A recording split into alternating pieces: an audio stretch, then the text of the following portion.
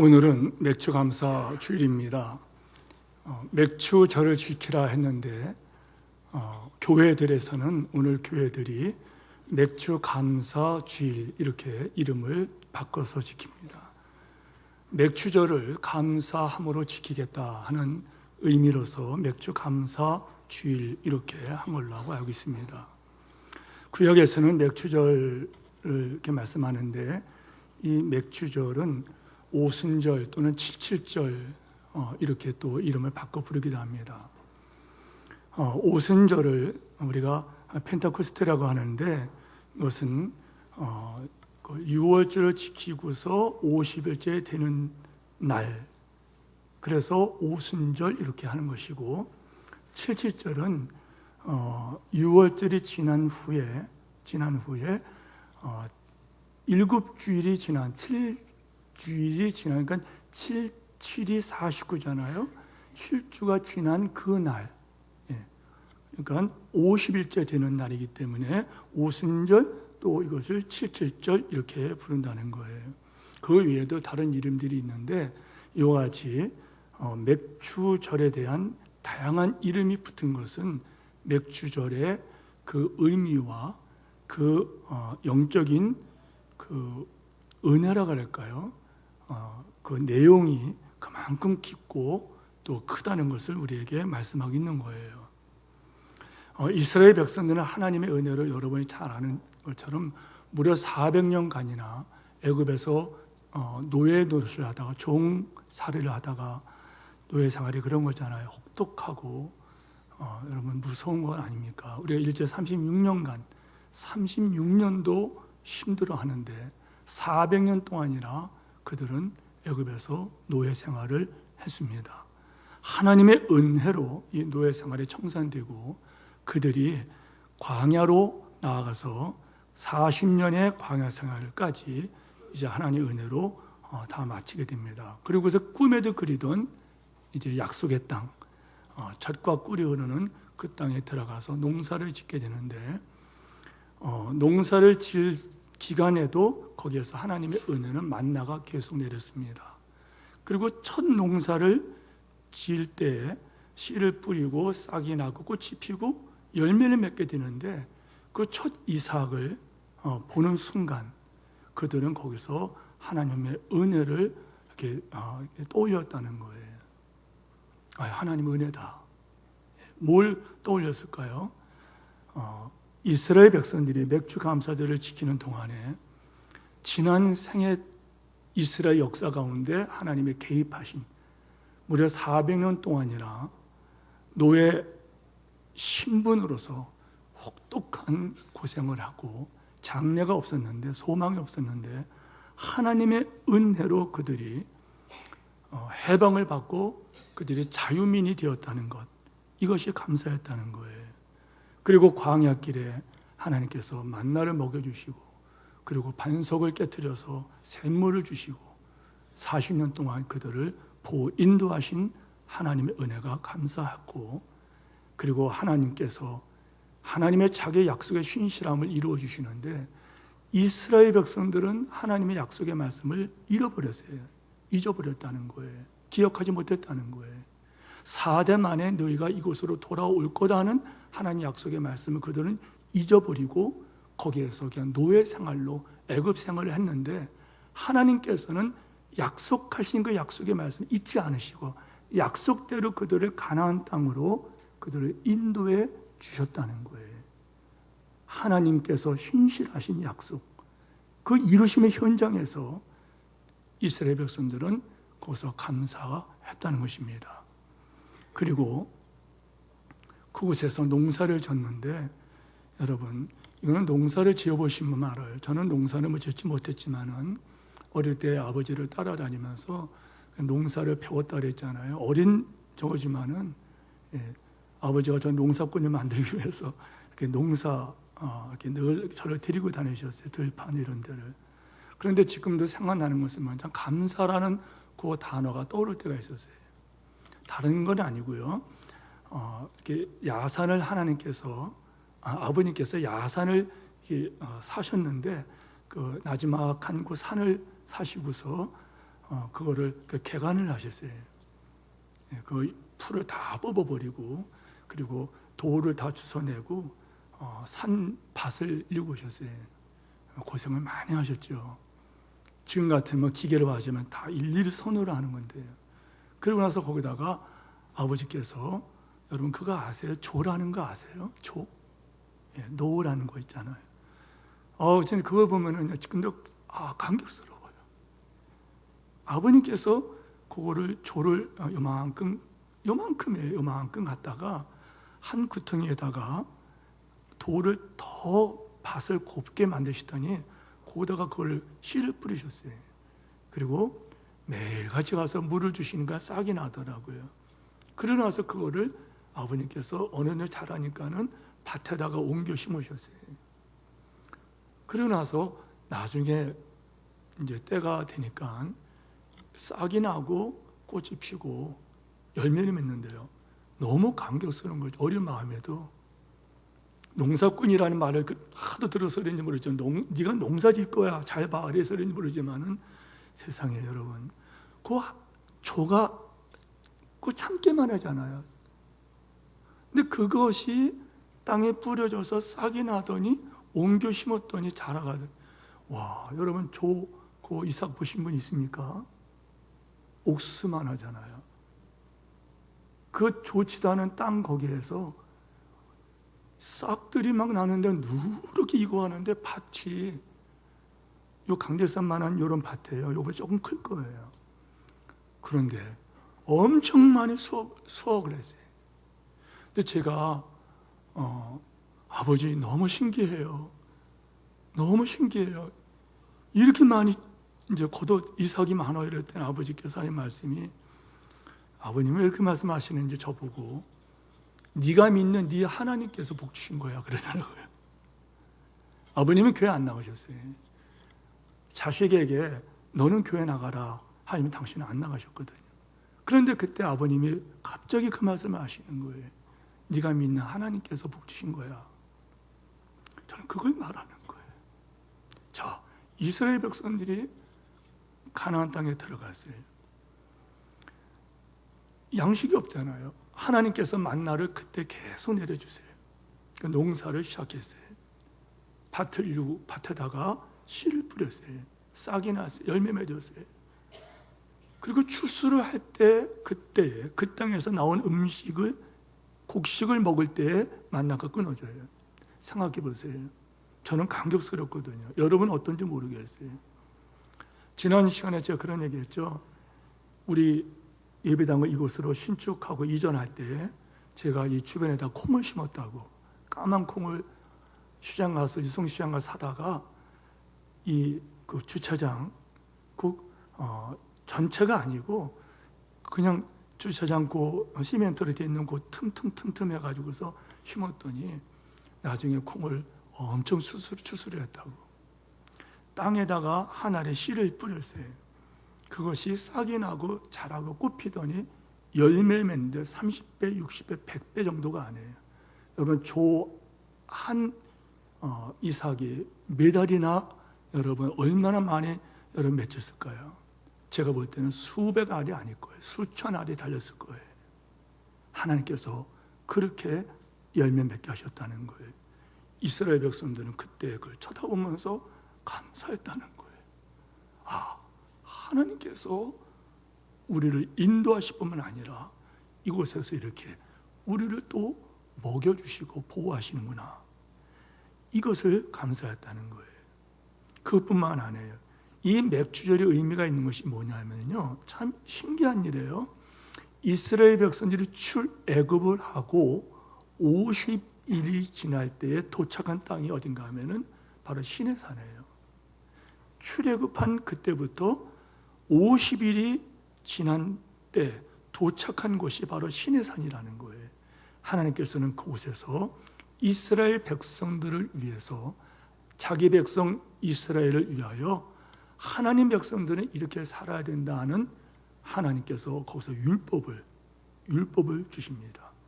내 백성은 막 사는 게 아니라 내 백성은 이렇게 살아야 된다 하는 하나님 말씀을 주신 그때가 바로 여러분 50일째 되는, 그래서 이 그때의 말씀을 주실 때 그때 주신 말씀이 뭐냐면 맥추절을 지키라는 말씀이 율법을 주실 때 그때 나와요.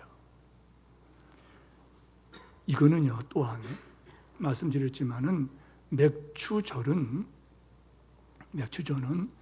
6월절이 지난 후 50일째 추수를 하거든요. 77이 49, 77절 맥추절 같은 거거든요.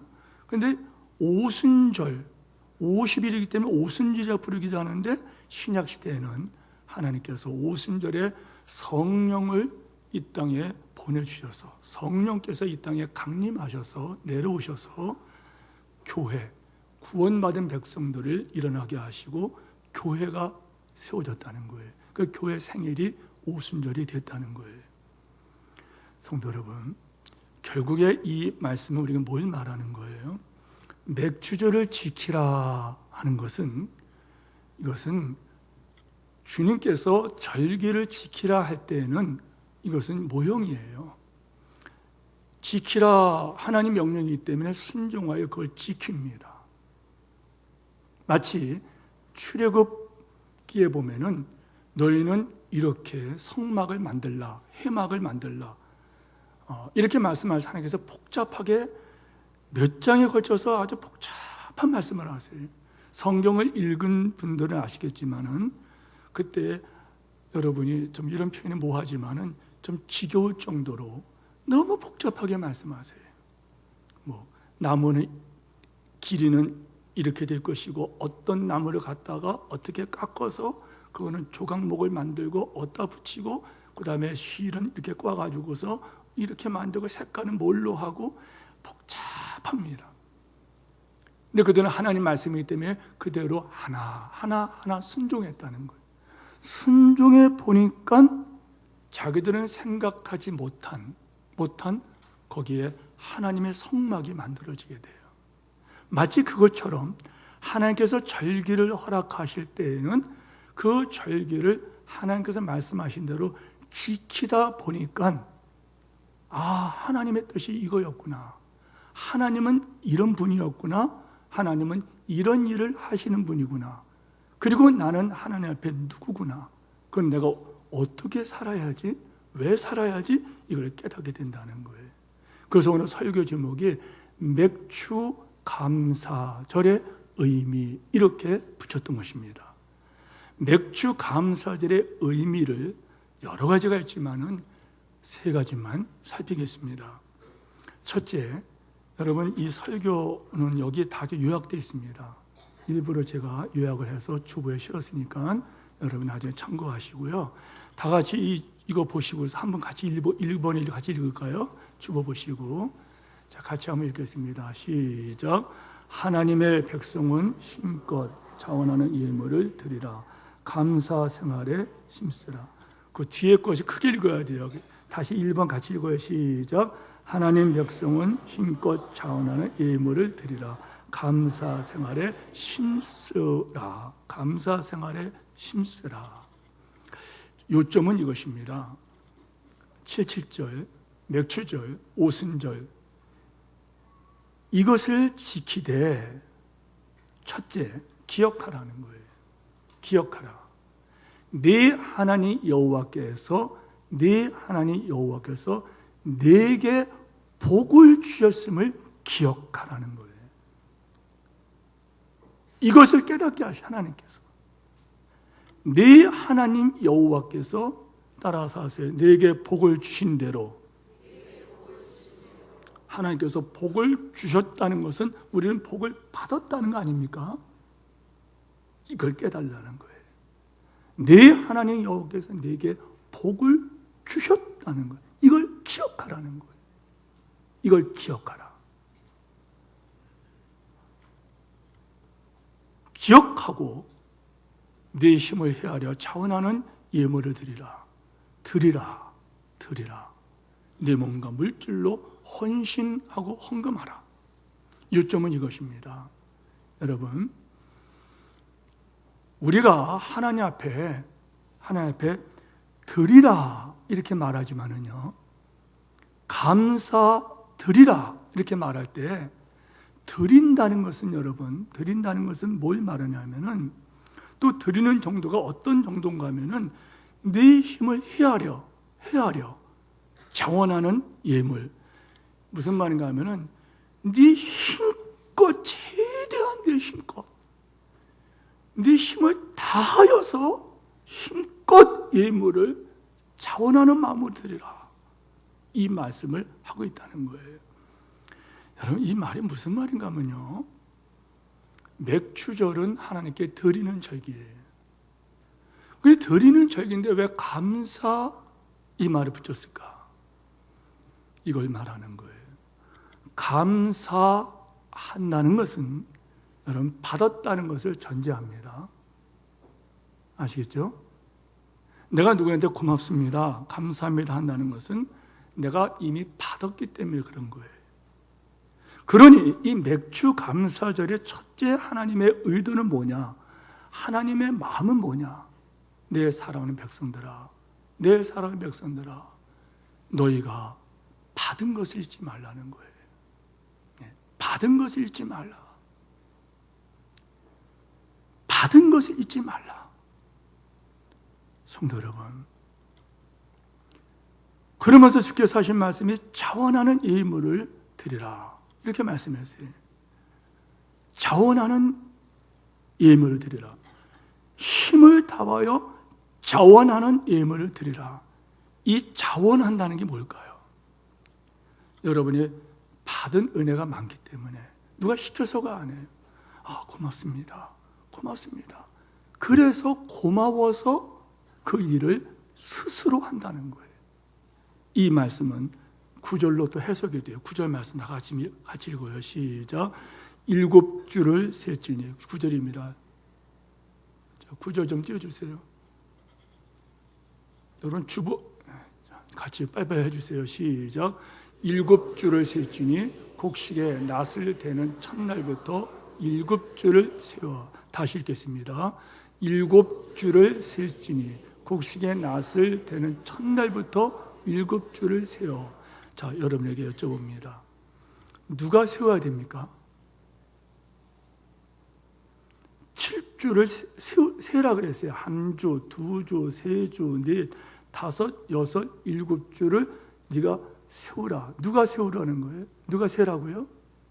자, 누구 명령입니까? 하나님. 누가 세라 그랬어요? 네가 세라 그랬어요. 네가 세라. 이 말씀은 다른 말씀이 아니에요.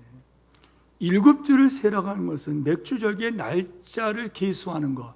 날짜 계수를 책임이 누구냐? 이스라엘 백성에게 책임이 있다는 거예요. 하나님께서 주신 이 절기를 네가 절기를 계산하라는 거예요. 1주 지나갔다, 2주 지나갔다, 3주 지나갔다, 6째 주다, 7째 주다. 이것을 네가 계산해야 된다는 거예요. 뭘 말하는지 알겠습니까? 하나님께서 우리에게 은혜 주셨다는 것을 기억하며 살라는 거예요. 기억하며 살라. 여러분, 하나님의 백성은 힘껏 자원하는 예물을 드리라. 그래서 헌금을 드리자, 헌금을 하라, 감사 생활을 힘쓰라, 이거를 강조하는 게 아니라, 여러분, 그 결과 이렇게 한다는 거예요. 알겠습니까? 부모님께 감사하라, 부모님의 은혜를 잊지 말라 할 때에 그 말은 부모님께서 은혜를 주셨다는 거예요. 낳아주시고 길러주시고 온갖 고생을 다하면서 키워주셨으니 여기 말씀이 그 말씀이에요. 네가 숫자를 세라는 거예요. 하나님의 은혜를 네가 잊어버리지 말고 1주, 2주, 3주, 4주, 5주, 6주, 7주 때 하나님께 나와서 그때 뭐 하라는 거예요? 하나님께 감사 예배를 드리라는 거예요. 더 나아가서 여기에 77절, 맥주절, 뭐 이런 절이라고 하는 유월절, 초막절, 뭐 이런 모든 절, 요 절, 이 말은 하그라고 하는 히브리어인데요. 이 히브리어는 하가그라고 하는 여기서 나온 말이에요. 근데 이 하가그 이 말은 두 가지 뜻이 있어요. 첫째는 뭐냐면 순례자라는 뜻이에요. 순례자. 두 번째 뜻이 있는데 춤춘다는 거예요. 그래, 이 말은 뭐냐면 순례길을 떠날 때에 그들은 춤추기 위해서 춤추면서 춤추는 곳으로 간다는 거예요. 춤춘다는 게 뭐예요? 기쁘다는 거죠. 근데 이들이 왜 순례길을 갑니까? 77절, 출애굽기 34장, 6월절 초막절, 레위기 23장. 여기에서 두 단어가 이 하그와 하가그가 말하는 이 단어의 뜻이 첫째는 순례길을 떠난다 말씀했는데 왜 떠나요? 왜 집을 떠나서 하나님의 말씀하신 그곳으로 왜 그들이 집을 떠나서 순례길을 갈까요? 왜 집을 떠나 그 길을 가야 됩니까? 목적은 한 가지예요. 감사하기 위해서 갔다는 거예요. 감사하기. 그럼 감사의 전제는 뭐예요? 받았다는 거예요. 받았다는 거예요. 또 한 가지는 춤추다. 그렇다면 맥주절을 포함하여 모든 절기는 하나님께서 자기 백성에 주신 구원의 은혜와 구원받은 백성들을 하나님께서 보호, 인도하시는 그 은혜 때문에 감사하기 위해서, 그리고 거기서 가서 춤추는 감사, 너무너무 감사가 넘쳐서 춤출 수밖에 없는 그것을 누리라는 거예요. 성도 여러분, 찬송가 이런 찬송했잖아요. 지금까지 지내온 것 다 주님의 크신 은혜입니다. 한이 없는 주의 사랑을 어찌 이루 말할 수 있겠습니까? 자나깨나 주의 손이 항상 살펴주시고 모든 일을 주 안에서 형통하게 하셨습니다. 이렇게 말씀했어요. 맥주절을 맞아서 여러분, 모든 절기가 그렇다고 그랬어요. 모든 절기를 하나님께서 맥주절을 지키라, 제일 먼저 유월절을 지키라. 유월절은 무교절 같은 말이에요. 유월절을 지키라, 무교절을 지키라. 그 다음에 맥주절, 칠지절, 그리고 오순절을 지키라 같은 말이라 했어요. 그 다음에 초실절, 그 다음에 초막절, 뭐 여러 절기들이 나오는데 이 절기들을 지키는 이유가 뭐냐? 하나님 말씀을 순종하다 보니까 하나님께서 우리를 사랑하셨구나. 하나님께서 우리를 사랑하셨구나. 은혜를 받았구나.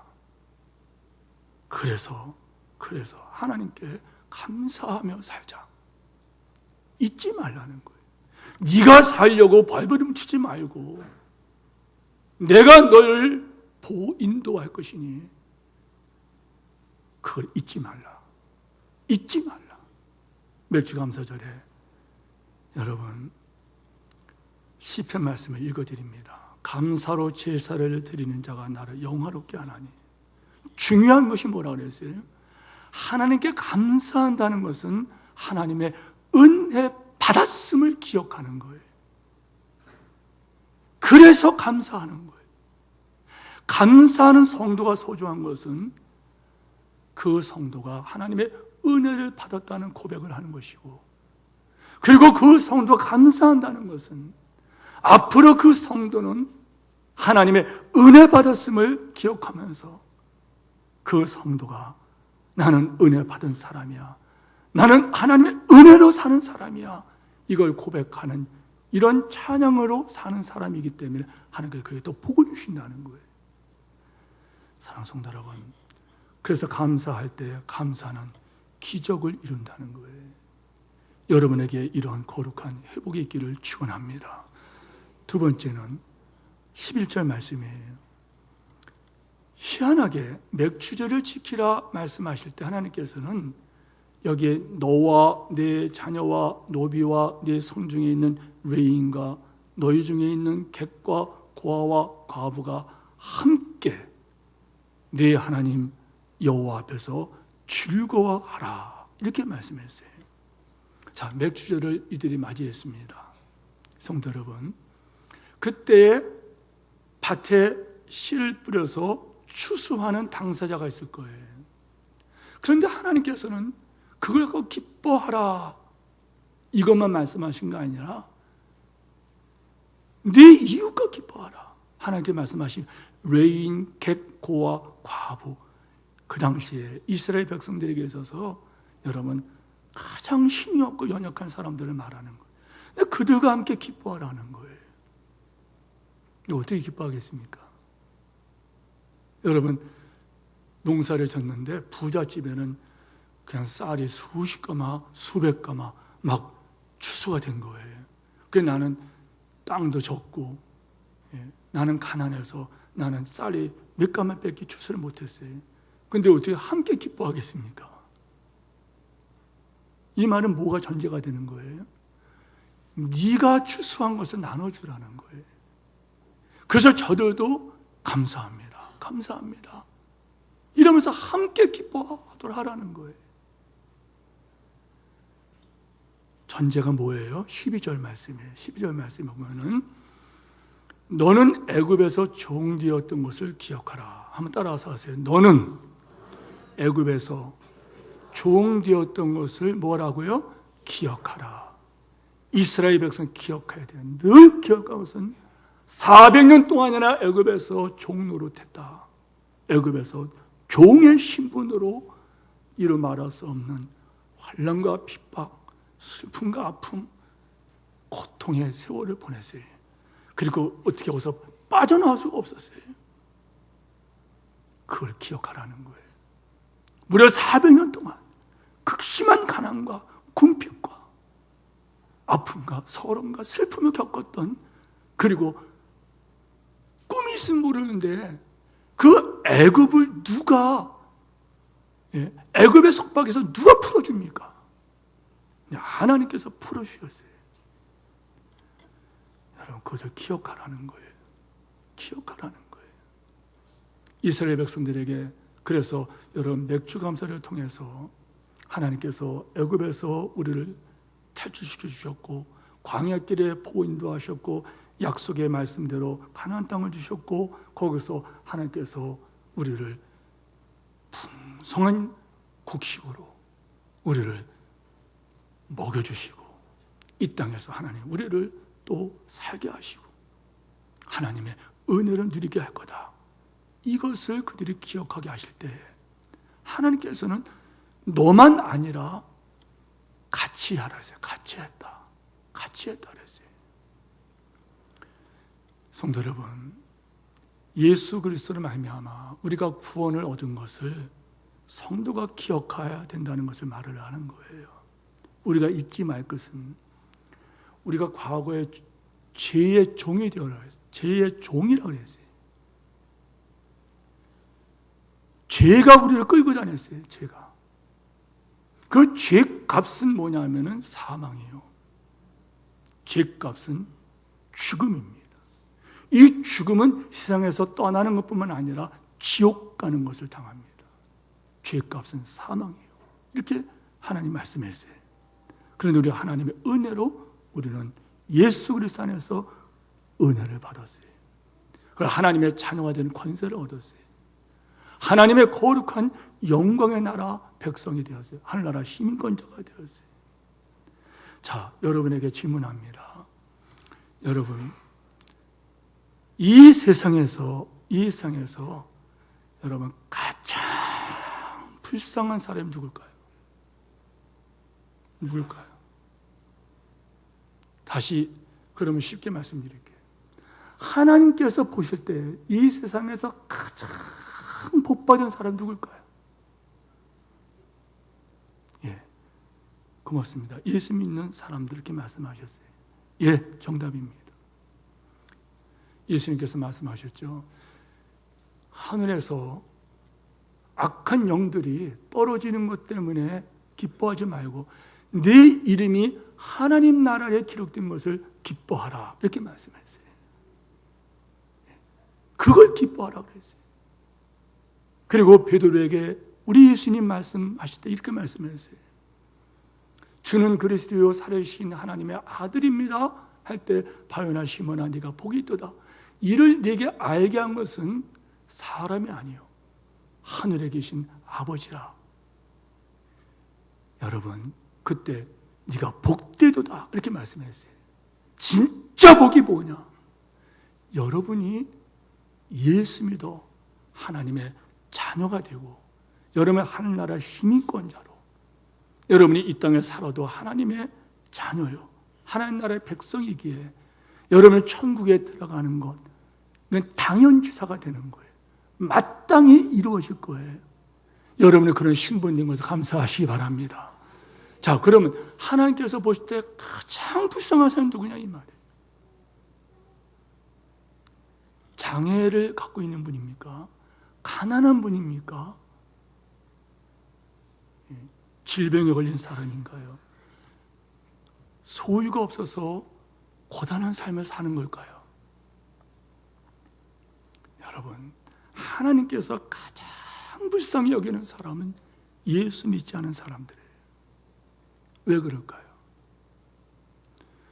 그들은 요한복음에 보면 이렇게 말씀했어요. 하나님의 세상을 이처럼 사랑하셔서 하나님의 사랑하셔서 독생자를 주셨으니 이는 저를 믿는 자마다 누구든지 멸망하지 않고 영생을 얻게 하기 위함이시다. 하나님이 그 아들을 세상에 보내신 것은 저로 말미암아 세상을 심판하기 위한 것이 아니요 저로 말미암아 세상이 구원을 받게 하려 하심이니 저를 믿는 자는 심판을 받지 아니하는 것이요 저를 믿지 않는 자는 하나님의 심판이 그 위에 머물러 있느니라. 요한복음 맨 끝절에는 같은 말씀이면서 하나님의 저주가 진노가 그 위에 머물러 있다 그랬어요. 성도 여러분, 하나님께서 보실 때 가장 불쌍한 사람이 누구냐? 이 세상에서 소유했다, 권력이 있다, 건강했다, 그거를 나는 누렸다. 그러나 그 사람도 한 번 죽는 것은 정한 것이요 떠날 것입니다. 세상이 여러분에게 보장한 모든 것들, 그러나 임종의 때가 다가오면은 여러분 아시잖아요. 몸에서 기운이 빠지면서 여러분이 할 수 있는 것이 없어져요. 걸음걸이 했던 것도 내가 아니었고 하나님의 은혜였어요. 제가 가끔 농담으로 그런 얘기하지만 농담이 아니에요. 여러분 이 팔 이렇게 팔 한번 들어보세요. 팔 내려보세요. 다시 이렇게 팔 한번 들어보세요. 자, 팔 무게가 느껴지는 분 손 한번 들어보세요. 늙었다는 겁니다. 알겠습니까? 예. 어른들이 그런 말을 하죠. 내 몸뚱이 내 마음대로 안 돼. 그렇게 말씀하세요. 늙었다는 거예요. 여러분이 몸무게가 느껴지고 여러분 팔다리 무게가 느껴지고 늙었다는 걸 말하는 거 아닙니까? 더 힘이 빠질 거예요. 나중에는 여러분 화장실 가고 싶어도 못 가게 될 거예요. 대소변을 여러분 못 가리게 될 거예요. 여러분이 갖고 있던 그 물질을 쓰지 못할 때가 올 거예요. 여러분이 누린다고 하는 그 재물, 권세가 아무 소용이 없다 느낄 거예요. 결국에 그는 깨달을 거예요. 내 것이 아니었구나. 이 모든 것이 내게 허락하신 하나님의 은혜였구나. 그런데 여러분, 믿는 사람은 여러분 한 번 죽는 것이요 정한 것이라면은, 그것이 정한 것이라면은 그 다음 것이 심판이 아니라 예수 믿는 사람, 누구든지 그리스도 예수 안에 있기만 하면 결국 정죄함이 없고 생명을 주시는 성령의 이 권세가 죄에서 사망에서 너를 해방했습니다. 할렐루야. 예수 안에 있기만 하면은 하늘나라 시민권자가 되었다는 거예요. 그리고 우리가 아까 1번 읽어보세요. 주보 말씀했죠. 땅에 있는 성도는 존귀한 자들이니 나의 모든 즐거움이 바로 너라는 거예요.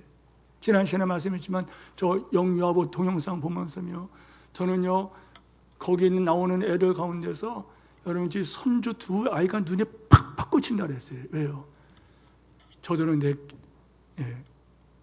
내가 사랑하는 아이들이에요. 내가 소중한 아이들이에요. 그러면 여러분은 누군가요?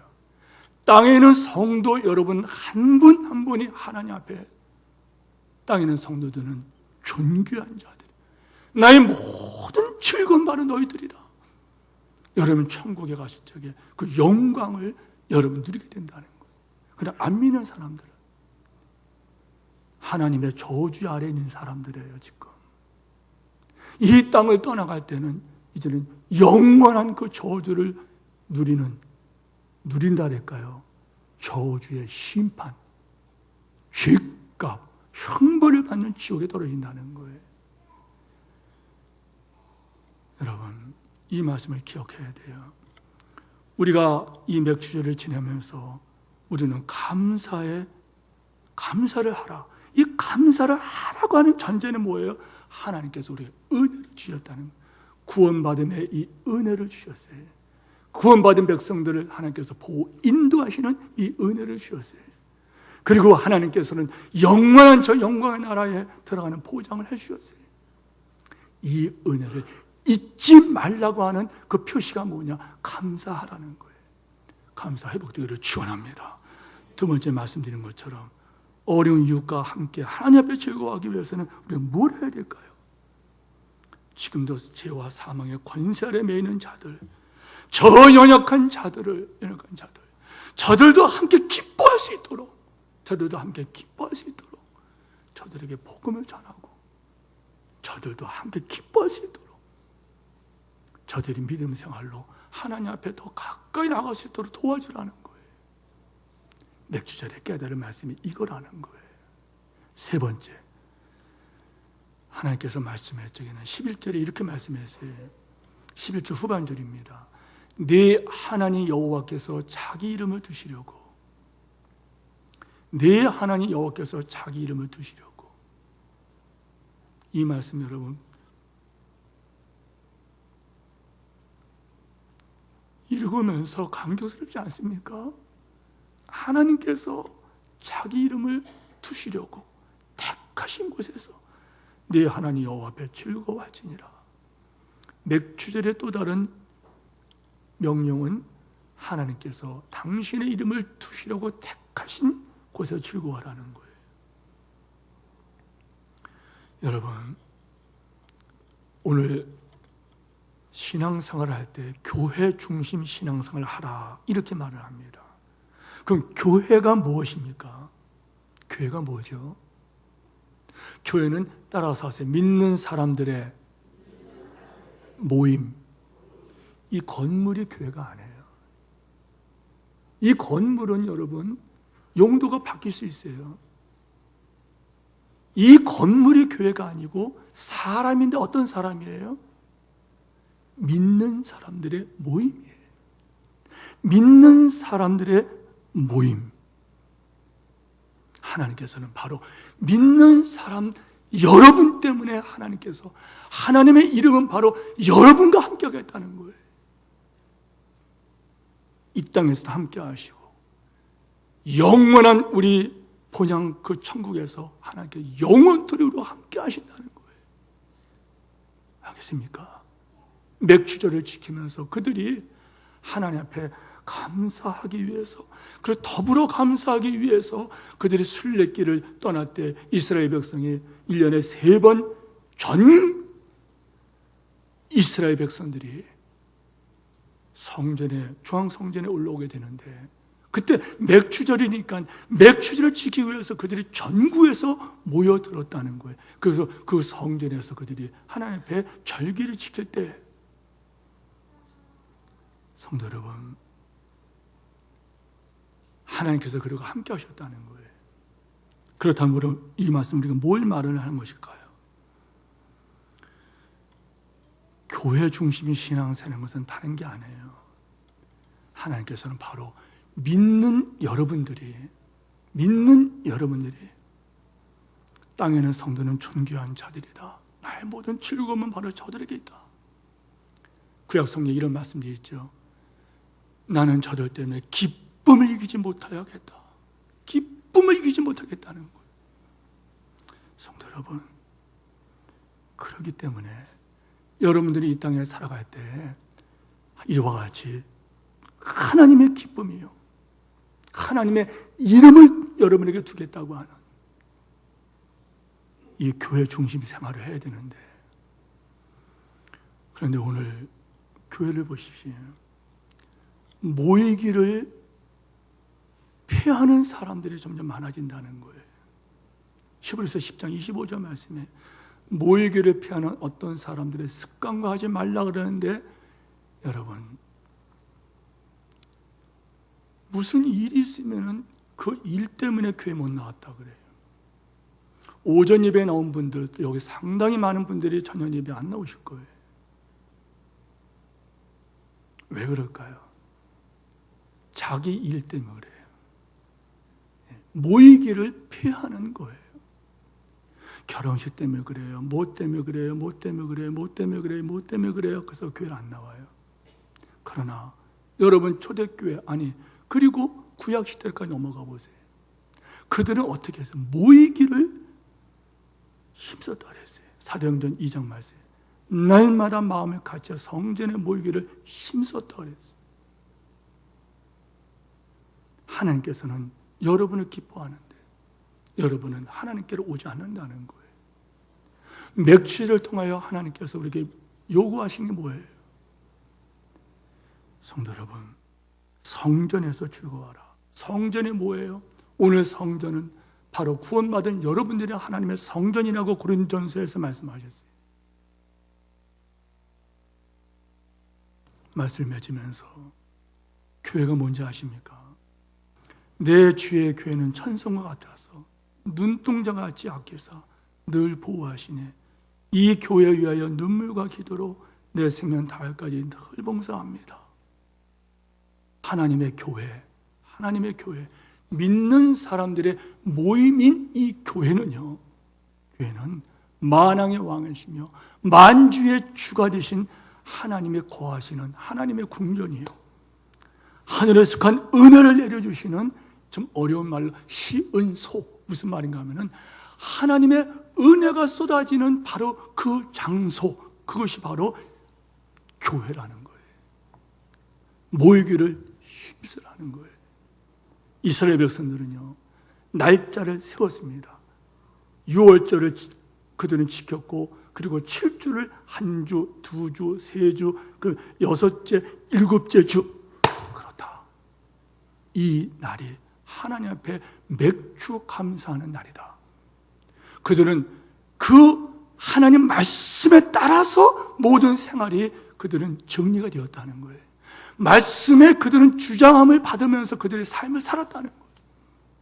근데 오늘 우리들은 그렇지 않죠. 월급 더 준 데가 어디야? 권세를 좀 누릴 수 있는 곳이 어디야? 좀 쾌락을 누릴 수 있는 곳이 어디야? 우리는 세상 풍조에 따라서 우리는 복잡하게 살아간다는 거예요. 말씀 맺으면서 사랑하는 성도 여러분, 하나님 백성들은 힘껏 자원하여 예물을 드릴 때 여러분들이 하나님이 주신 복이 이거였구나 감사할 때 감사의 기적으로 더 많은 은혜를 체험할 것을 믿고 아멘 하시기 바랍니다. 두 번째, 어려운 이웃과 함께 즐거워하세요. 여러분 그거 아세요? 제가 가끔 말씀드리지만은 계단 걸어오신 분들 감사하십시오. 여러분 숨 쉬면서 여기 계시면 감사하십시오. 알겠습니까? 여러분 좀 보면서 여기 와서 이렇게 서로 쳐다보는 거 감사하십시오. 지난 시간에 어떤 목사님 말씀드렸잖아요. 얼마 전에 서울대학교에 어떤 지인하고 통화를 했어요. 뭐 좀 도움받고 싶어서. 서울대 의대에, 그 서울대 병원에 있는 분이 그런 말씀이에요. 목사님, 여기는요 전쟁터입니다. 아픈 사람들이 전국에서 모여서 살겠다고 전쟁터입니다. 근데 서울대학교까지 간 사람들이 여러분 현찮은 그런 어떤 그런 가벼운 병이 아니잖아요. 전국에서 모여드는데 하루에 10,000명이 모여든다. 하루에 10,000명. 목사님 그거 모르시죠?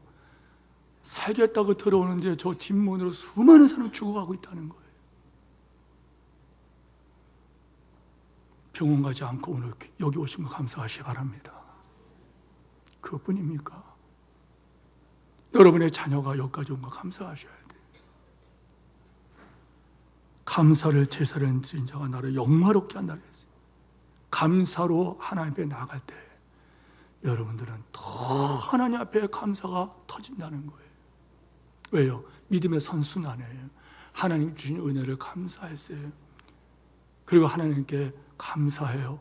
여러분이 찬양하며 경배하며 하나님께 몸을 드리고 물질을 드려요. 하나님께서 기뻐 받으시고 더 많은 하나님께서 복을 주세요. 더 감사하여 하나님 앞에 더 주의 뜻을 따라 살아가요.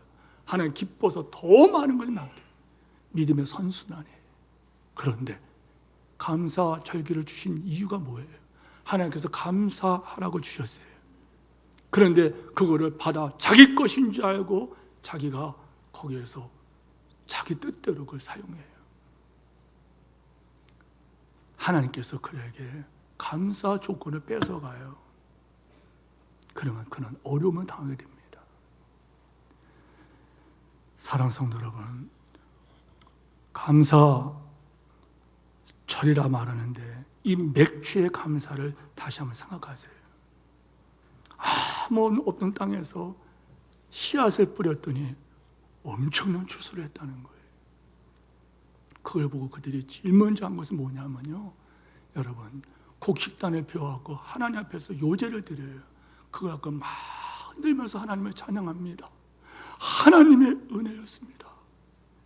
가나안 사람들은 자기들 노력해서 먹은 거라고 하면서 감사하지 않지만 하나님 백성들은 그것을 하나님께 곡식단을 들어서 하나님께 막 감사하는 거예요. 하나님께 춤추면서 감사하는 거예요. 그리고 그 곡식을 갈아가지고서 소재라 떡덩이를 만들라고 해서 그걸 하나님께 먼저 올렸다는 거예요. 여러분의 생애가 감사로 제사를 드리는 생애 되기를 축원합니다.